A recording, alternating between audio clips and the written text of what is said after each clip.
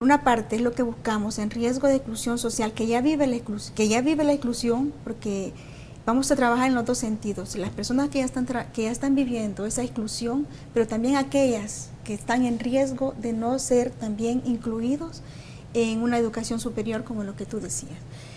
Bueno, pues como no tenemos la experiencia, es por eso que nos vamos a apoyar de los expertos de la Universidad Nacional de Educación a Distancia, que ya han vivido todo un proceso de formación de educadores sociales y que ya están trabajando en España con estos programas en los que incluyen a todo tipo de personas excluidas que viven ya en España, todos los migrantes, las personas que pues por razones económicas no pueden acceder. La Universidad Nacional de Educación a Distancia, a través de su programa de educación, a través de la tecnología, de la formación no presencial, cubre. Ayer hablábamos con la experta, la doctora Ana María Martín Cuadrado, que nos ha visitado y que ha participado de este congreso, y cuya intervención ha sido muy enriquecedora porque nos ha permitido conocer los métodos que tienen ellos de trabajo, al menos las experiencias. Nos decía que ellos cubren una población de 250,000 estudiantes que están trabajando a través de este sistema. Y luego tenemos la experiencia, bueno, y también nos acompañó la doctora Marta Ruiz Corbela, que estuvo dialogando con nosotros, explicándonos este tema también, y al doctor Guillermo Williamson, que es el coordinador del magíster en educación de la Universidad de la Frontera de Chile. Pues, ¿qué es lo que nosotros queríamos? Conocer de su experiencia para que nosotros en la Universidad de El Salvador pudiéramos conocer cómo podríamos nosotros integrar esta figura dentro de la Universidad de El Salvador. Y Chile también va a formar va a crear esta carrera. Entonces, pues, ¿qué te diré? Esta ha sido una primera experiencia de diálogo con la comunidad universitaria, y para ello nosotros invitamos tuvimos esta experiencia con ellos como expertos, pero también invitamos a personas que están directamente involucradas en los temas cruciales del país, de crisis de la universidad. Para ello tuvimos la participación de la maestra Amparo Marroquín, que nos presentó la situación de los migrantes, ¿verdad?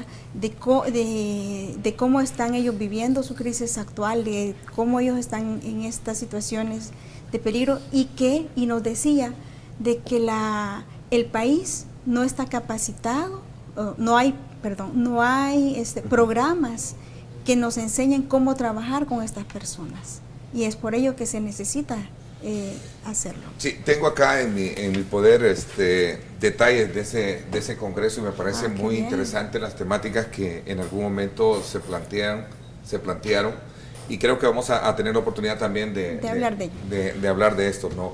Voy a hacer una pausa comercial, son las 7 de la mañana con 2 minutos. Gracias por estar con nosotros, gracias por estar a través del Twitter, @diálogo21, desde ya enviando sus comentarios alrededor de este importante tema que tiene que ver con el acceso a la educación superior, el estado social de los jóvenes, y desde luego sé que usted tiene muchos puntos de vista y me gustaría compartirlos cuando regresemos después de esta pausa comercial.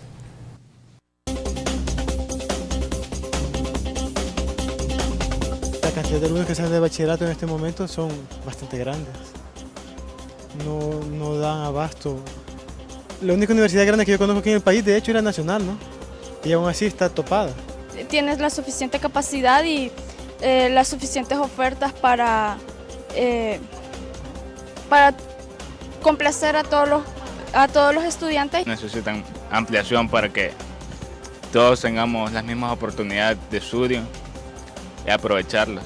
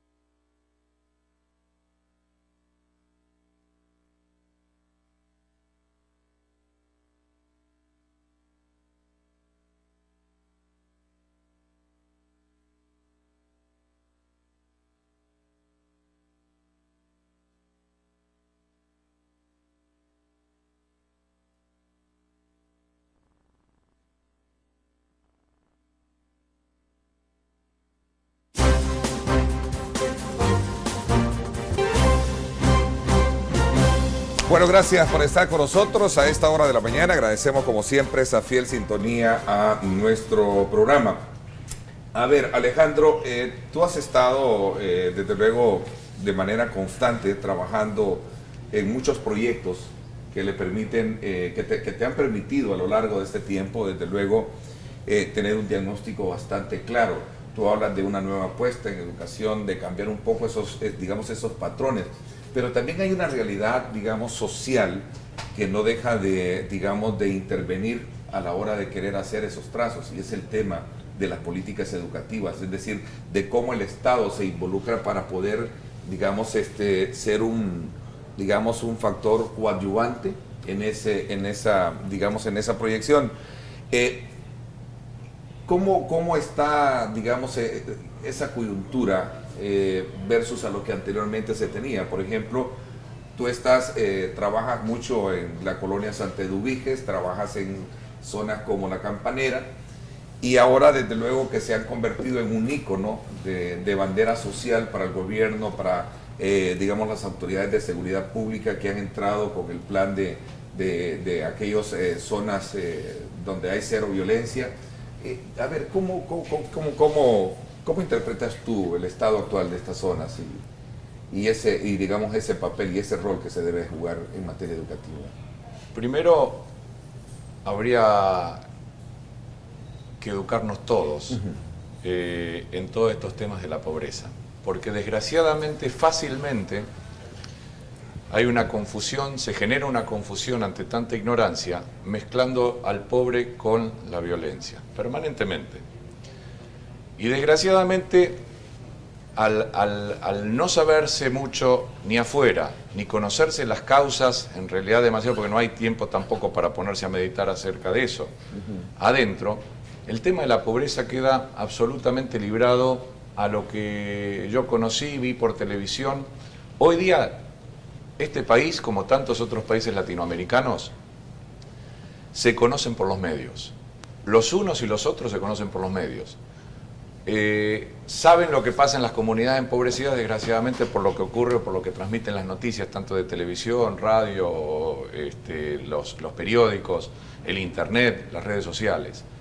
No se conoce qué es lo que sucede en esas realidades, cuando en las realidades de las comunidades empobrecidas, yo desde hace muchísimos años lo vengo diciendo, el 99,99% de la población es una población que sale a trabajar cada día y que tiene un rechazo por la violencia como lo tenemos todos los demás. O sea que lo que sí se padecen estas circunstancias de violencia muchísimo más en tal caso. El ámbito social que más o menos transita por el buen vivir o por el mejor vivir, cuando de alguna manera se ve perjudicado o está afligido o está preocupado, reacciona. Y entonces empieza, ante el desconocimiento y ante la incomodidad de tener que ir a los lugares, de entrar a los lugares, empieza a crear programas y empieza a formarse ideas desde ámbitos que no corresponden porque no tienen absolutamente que parecen lógicos formarlos, crear esos programas, porque desde la lógica que uno ha crecido, tiene lógica, es 1 más 1, 2, en el ámbito lógico y en el ámbito donde se transitan esas circunstancias es lógico, en los otros ámbitos no son lógicos, como en este ámbito estas cuestiones tampoco son tan lógicas. Entonces ni los de adentro salen, ni los de afuera entran, no hay ninguna integración. Al no haber integración es imposible que haya algún tipo de desarrollo, es imposible, y se siguen creando cuestiones puntuales, como pueden ser un cursito de informática, un cursito de inglés, vamos a tratar de hacer algún programa de prevención, que la verdad que se malgastan una cantidad de recursos ante ese desconocimiento, que bien utilizados esos recursos, porque los recursos están dentro de las políticas sociales, de las organizaciones internacionales, de las fundaciones, de la misma responsabilidad social que las empresas hacen, los recursos están, se podría realizar un cambio tan profundo, tan importante, tan posible. Aquí está un hombre que terminó siendo un revolucionario. Uno lo mira y no tiene pinta de revolucionario, pero esto lo charlábamos el otro día, pero terminó siendo un revolucionario que se animó hacer una apuesta, porque obviamente tiene el corazón en el lugar adecuado y en la sensibilidad y el conocimiento, para hacer una apuesta diferente. O sea que no estamos hablando de una locura, de una utopía, de algo que debería ser y debería ser estas cosas para generar solo una lucha de ideas, un intercambio de ideas de intelectuales o de profesores o de políticos, de lo que sea. Me parece bien que se discutan todas esas ideas, pero hay que llevarlas a la práctica y se necesita en este momento, en este embudo que se da desde hace tantas generaciones y que hace imposible cortar con la pobreza, un cambio radical, un cambio importante en las universidades, en las políticas sociales, de parte de las organizaciones internacionales, fundaciones. A ver, quiero circunscribirme un poquito más a la pregunta anterior, es decir, y quiero ser un poco práctico también, es decir, cuando tú trabajas, cuando tú recoges esa muestra, digamos, para tener tu propio diagnóstico de cómo está la educación en estos lugares, ¿cómo contemplas o cómo examinas, digamos, este cambio que ha habido actualmente con estos, digamos, programas, el programa de municipios libres de violencia, y que ahora entra el Estado o el gobierno, digamos, a atender esa zona? Por ejemplo, el tema de la campanera. Entiendo que en la campanera, ¿verdad? A raíz de toda la convulsión, digamos, social que ha tenido de violencia, ahora se respira un nuevo aire, ¿no? Entonces yo quisiera que tú de primera mano me digas, porque no solo cuentas con el ADN de la pobreza, como bien recita tu ponencia que desarrollas, sino que también hay que ser práctico para examinar qué es lo que se le está inyectando nuevamente a ese estado social de los jóvenes, y especialmente en estas zonas, ¿no? Mire, es importante que hoy se esté tratando este tema y que desde hace un año se ha puesto sobre la mesa de discusión. Son pocos los que discuten y son mucho menos los que realizan acciones concretas. Pero es maravilloso que en algún momento se pudiera aprovechar seriamente y prácticamente, no con programitas, un cambio real. Es una oportunidad histórica que tiene El Salvador, maravillosa, de poder cambiar una historia que la daña muchísimo. ¿Tú das fe que hay cambios ya en estos lugares? Sí, especialmente... sí. Hace muchos años, con la colaboración de la Universidad Pedagógica, que tiene un rol magnífico. Pero ahí, exactamente en estos lugares. Sí, en todos estos lugares. De ahí sale, pero además no solo es una cuestión de becas, es una cuestión que si usted espera los requisitos que le imponen a las universidades, como bien decía el ingeniero, si usted espera que los chicos puedan cumplir esos requisitos, los chicos seguirían en su diario vivir sin ninguna posibilidad. Esos chicos, cuando nosotros empezamos a trabajar hace muchos años en las distintas comunidades,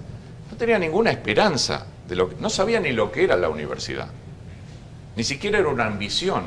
Porque para empezar a pensar de esa manera, usted tiene que empezar a mostrarle qué hay en el otro mundo. El otro mundo no empieza y termina en su ámbito, pero para ellos sí. Para ellos sí, porque no han tenido la oportunidad de tener unos cursos de capacitación como se realizan en el Hotel Cordial Marriott desde hace años, en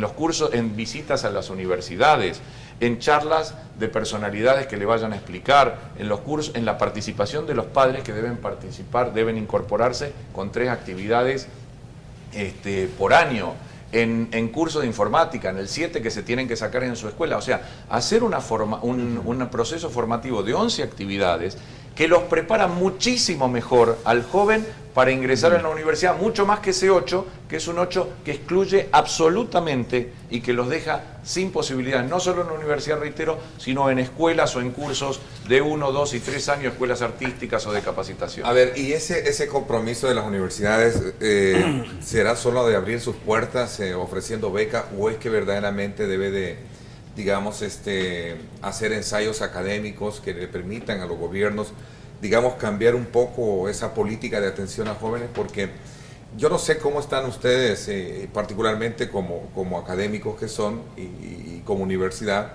examinando, por ejemplo, el tema de la política de seguridad pública, que va con un enfoque, digamos, de poder sacarle ventaja a las debilidades que tiene el tema educativo en estas zonas que han sido altamente, digamos, violentas. No sé, entendería que el rol de las universidades es fundamental en esto, ¿no? Mire, definitivamente, como mencioné hace un rato, es un reto. Un reto para nuestras instituciones, el precisamente ir cambiando esa estructura en la cual nosotros nos vemos involucrados y la sociedad misma. Porque lo que nosotros tenemos que ver es cuál es la interacción de la universidad con la sociedad. ¿Cuál es Esa es la clave, esa es la clave. Ese es el punto que nosotros debemos, medular, con el cual nosotros los académicos tenemos que ir desarrollando. Como dice Alejandro, me gusta parafrasear nuevamente lo que él dice, no con programitas, sino que con un involucramiento, pero un involucramiento que comience también con la educación de nuestros maestros, de nuestros funcionarios. ¿Por qué? Le decía yo hace un momento, es fácil decir voy a enseñar matemáticas, biología o química, pero recibir a esta gente que viene de una comunidad en la cual ha estado marginada y que en un momento determinado su mundo ha llegado hasta la comunidad y que más allá hay otro mundo que lo espera y que debe de aceptarlo, es una obligación, que esa es parte de la obligación de la sociedad en la cual nosotros como universidades estamos inmersos. O sea, entender esa situación en la cual nosotros vamos a insertar la universidad en la sociedad y la sociedad en la universidad. Fíjese que aquí tengo varios mensajes que nos están enviando nuestros televidentes y dice, salir graduado no basta, por la falta de experiencia no se consigue trabajo. Es decir, esos son, digamos, los grandes las grandes aristas que hay en todo ese complejo y discutible tema, ¿no? Claro. El rol de la educación frente al acogimiento del mercado. Claro. A ver, ahora, dime, y también la licenciada. Desde que yo era chico, hace muchísimos años, aquellos que se graduaban terminaban, por ejemplo, en Argentina, trabajando de taxistas, o sea, en una cantidad, le estoy hablando hace 30 años atrás por lo menos, O sea, tú eres yo soy argentino. Argentino, ¿verdad? Sí. Entonces, estos son problemas que Latinoamérica viene arrastrando hace muchísimos años. Hay un tema que es bien cierto, lo que dice, que además compartido, sabido, que es cómo hacer una vez terminada la universidad, graduado, cómo haces una inserción laboral, que es muy complicada. Lo que es importante saber, más allá de generar todo, nosotros proponemos, mire, se lo voy a enmarcar en esto bien práctico. Nosotros proponemos que de esos 25.000 que ingresan cada año, el 30% del cupo de ingreso de cada universidad sea presentado, preparado y puesto a disposición de los jóvenes que estudian en las escuelas en estas comunidades empobrecidas. No regalado, sino con un proceso de formación muy intenso, muy fuerte, de 1, de 2, de 3 y hasta de 4 años, porque trabajamos con octavo, noveno, primero y segundo año, que es mucho más fuerte que ese 8 de la PAES que excluye y que los prepare realmente. Con ese 30%, vamos a suponer que son 8, 9, 10.000 jóvenes que vienen de las comunidades empobrecidas, que empiecen a cortar ese ciclo de pobreza. ¿Desde cuándo? No desde que sacaron el título, sino desde el momento mismo que ingresan a la universidad, esos jóvenes empiezan a dejar de ser pobres. Quiero ser muy puntual, empiezan a dejar porque pasan a transitar por un flujo sociocultural distinto que jamás han tenido, porque empiezan a interactuar en otro ámbito, conocen otras personas, otros valores, otra forma de encarar la vida. Déjeme terminar esto, por favor, Ernesto. Todo esto que estamos hablando ya los va preparando. Seguramente, no solo por ellos, por sus familias y por las mismas comunidades y país. Si tenemos 8, 9, 10.000 jóvenes en las carreras que determine que se haga luego de un estudio, que van a tener más salida laboral, en los cursos, que pueden ser, reitero, de 1, de 2, de 3 años o de 5, de 6. En esas carreras que el mismo Estado, las mismas universidades propongan incluso. No tiene que ser todo el mundo abogado, no tiene que ser todo ese mundo la carrera de profesor de inglés o profesor de computación, etcétera, etcétera. Entonces, dentro de esas posibilidades se va a romper un ciclo de pobreza, porque no es solo para ellos, sino es para las familias que ya tienen y las familias que vendrán. Entonces, ese 30% de jóvenes que es posible y real, el gran problema es ¿quién cubre esos recursos? Hoy están los recursos. Un poquito las universidades y en gran parte las políticas sociales, sobre todo los miles de millones que hay a disposición de parte de las organizaciones internacionales, de las fundaciones y los mismos empresarios con estos programas de responsabilidad social. Es una inversión mínima, absolutamente es la inversión más barata para salir de la pobreza y para terminar con estas desigualdades y diferencias que tanto se pregonan y tan poco se realizan. A ver, el reto sería cómo romper, digamos, ese divorcio entre la educación del conocimiento y, digamos, las necesidades de la población. Exactamente. Es decir, ¿cómo lograr? ¿Cómo ven ustedes este punto? Pues vincular nuevas metodologías, pienso, ¿verdad? Para capacitar mejor a los estudiantes.